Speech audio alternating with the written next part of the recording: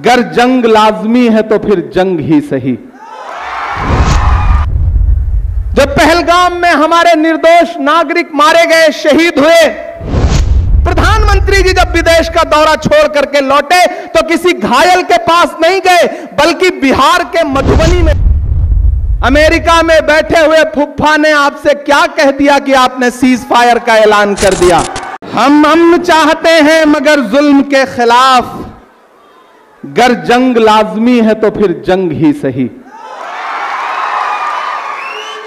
हम आज यहां जय हिंद सभा के लिए साथियों इकट्ठा हुए हैं। अपनी गौरवशाली सेना के सम्मान में आज ये जो सभा आयोजित की गई है, वो न सिर्फ उनका हौसला बढ़ाने के लिए सभा आयोजित की गई है, बल्कि भारत की आजादी के बाद से लेकर के अब तक जो कुर्बानियां हमारे सेना के शहीदों ने, हमारे सेना के सिपाहियों ने, हमारे सेना के साथियों ने भारत की सरहदों की हिफाजत करते हुए दी है, उसको श्रद्धांजलि देने का, उसको नमन करने का, उसको खराज अकीदत पेश करने का दिन है। इसलिए आज यह सभा आयोजित की गई है। टूटने और बिखरने का चलन मांग लिया, टूटने और बिखरने का चलन मांग लिया।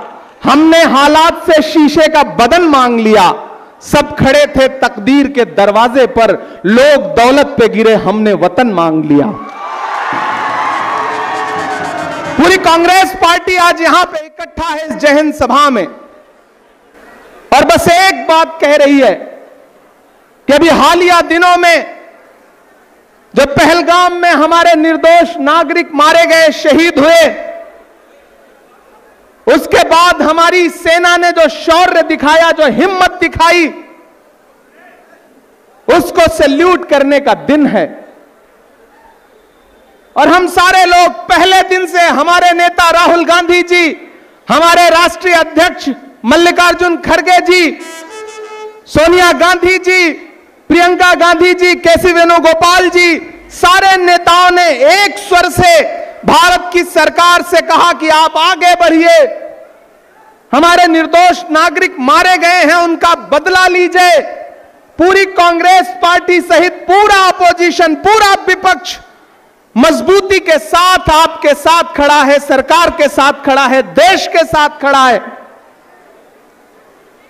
लेकिन आज यहां खड़े होकर के ये पीड़ा भी, ये दर्द भी व्यक्त करना चाहता हूं कि एक तरफ तो जिस दिन ये घटना घटी, हमारे नेता राहुल गांधी जी अपना विदेश का दौरा छोड़ करके जब दिल्ली पहुंचे तो सीधे जम्मू कश्मीर पहुंच करके जो पहलगाम के घायल थे उनसे मिलने का काम किया। लेकिन प्रधानमंत्री जी जब विदेश का दौरा छोड़ करके लौटे तो किसी घायल के पास नहीं गए, बल्कि बिहार के मधुबनी में जाकर के उन्होंने जनसभा को संबोधित किया।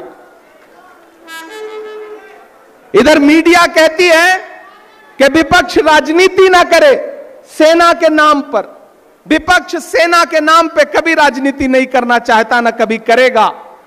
जिस विपक्ष के बड़े नेताओं ने इस मिट्टी के लिए अपनी जान कुर्बान कर दी, इंदिरा गांधी जी ने अपने सीने पे 3 दर्जन गोलियां खाई, जिस विपक्ष के प्रधानमंत्री राजीव गांधी जी ने इस मिट्टी के लिए अपनी जान कुर्बान कर दी, वो विपक्ष कभी सेना के नाम पे राजनीति नहीं कर सकता, न करेगा। लेकिन मैं तो सरकार से पूछना चाहता हूं कि ये जो देश भर में आपके पोस्टर लग रहे हैं सेना के नाम पर, आखिर ये राजनीति नहीं है तो क्या है? प्रधानमंत्री जी, मैं तो आपसे कहना चाहता हूं कि हमारी सेना के शौर्य को तो पूरा भारत सलाम कर रहा है, पूरी दुनिया सलाम कर रही है। जब पूरा भारत इस इंतजार में था कि पीओके हमारा होने वाला है, जब पूरा भारत इस इंतजार में था कि बलूचिस्तान अलग होने वाला है, ऐसे में अमेरिका में बैठे हुए फुफ्फा ने आपसे क्या कह दिया कि आपने सीज फायर का ऐलान कर दिया। जब पूरा देश उस पड़ोसी मुल्क के आतंक पर फायर था, गुस्से में था, ऐसे में कौन सी मजबूरी थी कि डीजीएमओ ने आपसे बात की, यहां बात की और एक झटके में सीज फायर हो गया। और सीज फायर का ऐलान आपने नहीं बल्कि अमेरिका में बैठे हुए ट्रंप फुफ्फा ने किया। भारत एक संप्रभु राष्ट्र है।